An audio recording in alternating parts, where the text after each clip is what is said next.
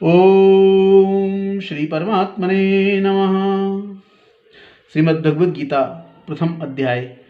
धृतराष्ट्र बोला, हे संजय, धर्मभूमि कुरुक्षेत्र में इकट्ठे हुए युद्ध की इच्छा वाले मेरे और पांडु पुत्रों ने क्या किया। इस पर संजय बोला, उस समय राजा दुर्योधन ने व्यूह रचना युक्त पांडवों की सेना को देखकर और द्रोणाचार्य के पास जाकर यह वचन कहा, हे आचार्य, आपके बुद्धिमान शिष्य द्रुपद पुत्र धृष्टद्युम्न द्वारा व्यूहाकार खड़ी की हुई पांडुपुत्रों की इस बड़ी भारी सेना को देखिए। इस सेना में बड़े बड़े धनुष वाले युद्ध में भीम और अर्जुन के समान बहुत से सूरवीर हैं, जैसे कि सात्यकी और विराट, तथा महारथी राजा द्रुपद और धृष्टकेतु, चेकितान तथा बलवान काशीराज, पुरुजित, कुंतीभोज और मनुष्यों में श्रेष्ठ सैव्य और पराक्रमी युधामन्यु तथा बलवान उत्तमौजा, सुभद्रा पुत्र अभिमन्यु और द्रौपदी के पांचों पुत्र, यह सब ही महारथी हैं। हे ब्राह्मण श्रेष्ठ, हमारे पक्ष में भी जो प्रधान हैं उनको आप समझ लीजिए। आपके जानने के लिए मेरी सेना के जो सेनापति हैं उनको कहता हूँ। एक तो स्वयं आप और पितामह भीष्म तथा कर्ण और संग्राम विजयी कृपाचार्य, तथा वैसे ही अश्वत्थामा, विकर्ण और सोमदत्त का पुत्र भूरिश्रवा है, तथा और भी बहुत से सूरवीर अनेक प्रकार के अस्त्र शस्त्रों से युक्त, मेरे लिए जीवन की आशा को त्यागने वाले सब के सब युद्ध में चतुर हैं। भीष्म पितामह द्वारा रक्षित हमारी वह सेना सब प्रकार से अजेय है और भीम द्वारा रक्षित इन लोगों की यह सेना जीतने में सुगम है। इसलिए सब मोर्चों पर अपनी अपनी जगह स्थित रहते हुए आप लोग सब के सब ही निसंदेह भीष्म पितामह की ही सब ओर से रक्षा करें।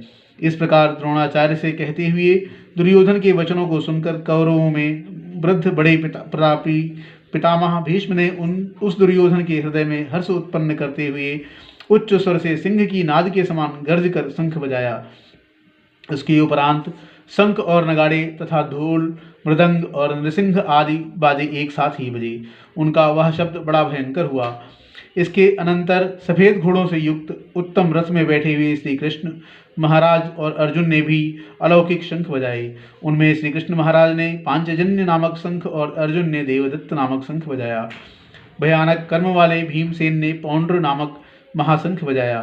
कुंती पुत्र राजा युधिष्ठिर ने अनंत विजय नामक शंख और नकुल तथा सहदेव ने सुघोष और मणिपुष्पक नाम वाले शंख बजाए। श्रेष्ठ धनुष वाले काशीराज और महारथी सिंखंडी और धृष्टद्युम्न तथा राजा विराट और अजेय सात्यकी तथा राजा द्रुपद और द्रौपदी के पांचों पुत्र और बड़ी भुजा वाले सुभद्रा पुत्र अभिमन्यु, इन सब ने ही हे राजन अलग अलग शंख बजाए। और उस भयानक शब्द ने आकाश और पृथ्वी को भी शब्दायमान करते हुए धृतराष्ट्र पुत्रों के हृदय विदीर्ण कर दिए। हे राजन, उसके उपरांत कपिध्वज अर्जुन ने खड़े हुए धृतराष्ट्र पुत्रों को देखकर उस शस्त्र चलने की तैयारी के समय धनुष उठाकर ऋषि के श्री कृष्ण महाराज से यह वचन कहा, हे अच्युत, मेरे रथ को दोनों सेनाओं के बीच में खड़ा करिए, जब तक मैं इन स्थित हुए युद्ध की कामना वालों को अच्छी प्रकार देख लूं कि इस युद्ध रूप व्यापार में मुझे किन किन के साथ युद्ध करना योग्य है। दुर्बुद्धि दुर्योधन का युद्ध में कल्याण चाहने वाले जो ये राजा लोग इस सेना में आए हैं, उन युद्ध करने वालों को मैं देखूंगा। संजय बोला, हे धृतराष्ट्र, अर्जुन द्वारा इस प्रकार कहे हुए महाराज श्री कृष्णचंद्र ने दोनों सेनाओं के बीच में भीष्म और द्रोणाचार्य के सामने और संपूर्ण राजाओं के सामने उत्तम रथ को खड़ा करके ऐसे कहा कि हे पार्थ, इन इकट्ठे हुए कौरवों को देखो। उसके उपरांत प्रथापुत्र अर्जुन ने उन दोनों ही सेनाओं में स्थित हुए पिता के भाइयों को, पितामहों को, आचार्यों को, मामों को, भाइयों को, पुत्रों को, पौत्रों को तथा मित्रों को, ससुरों को और सुहृदयों को भी देखा। इस प्रकार उन खड़े हुए संपूर्ण बंधुओं को देखकर वह अत्यंत करुणा से युक्त हुआ कुंती पुत्र अर्जुन शोक करता हुआ यह बोला, हे कृष्ण, इस युद्ध की इच्छा वाले खड़े हुए स्वजन समुदाय को देखकर मेरे अंग शिथिल हुए जाते हैं और मुख भी सूखा जाता है और मेरे शरीर में कंप तथा रोमांच होता है तथा हाथ से गांडीव धनुष गिरता है और त्वचा भी बहुत जलती है तथा मेरा मन भ्रमित सा हो रहा है। इसलिए मैं खड़ा रहने को भी समर्थ नहीं हूँ। हे केशव, लक्षणों को भी विपरीत ही देखता हूँ तथा युद्ध में अपने कुल को मारकर कल्याण भी नहीं देखता। हे कृष्ण, मैं विजय नहीं चाहता और राज्य तथा सुखों को भी नहीं चाहता। हे गोविंद, हमें राज्य से क्या प्रयोजन है, अथवा भोगों से और जीवन से भी क्या प्रयोजन है, क्योंकि हमें जिनके लिए राज्य, भोग और सुख आदि इच्छित हैं, वे ही यह सब धन और जीवन की आशा को त्याग कर युद्ध में खड़े हैं, जो कि गुरुजन, ताऊ, चाचे, लड़के और वैसे ही दादा, मामा, ससुर, पोते, साले तथा और भी संबंधी लोग हैं। इसलिए हे मधुसूदन, मुझे मारने पर भी अथवा 3 लोगों के राज्य के लिए भी मैं इन सबको मारना नहीं चाहता। फिर पृथ्वी के लिए तो कहना ही क्या है। हे जनार्दन, धृतराष्ट्र के पुत्रों को मारकर भी हमें क्या प्रसन्नता होगी। इन आतताइयों को मारकर तो हमें पाप ही लगेगा। इससे हे माधव, अपने बांधव धृतराष्ट्र के पुत्रों को मारने के लिए हम योग्य नहीं हैं, क्योंकि अपने कुटुंब को मारकर हम कैसे सुखी होंगे।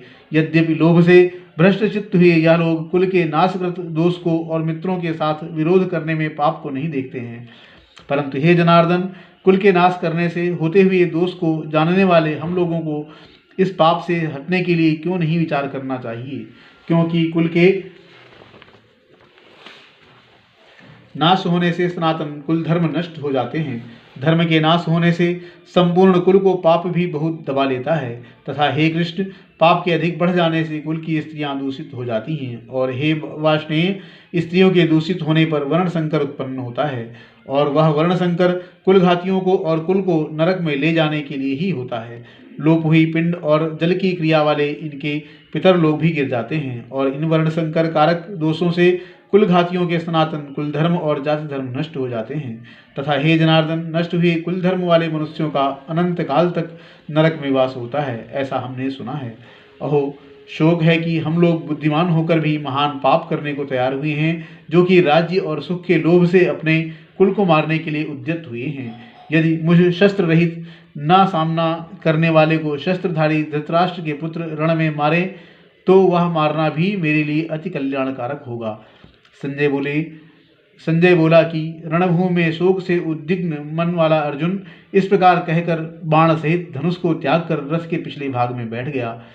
इति श्रीमद्भगवद गीता रूपी उपनिषद एवं ब्रह्म विद्या तथा योग शास्त्र विषय श्री कृष्ण और अर्जुन के संवाद में अर्जुन विषाद योग नामक पहला अध्याय।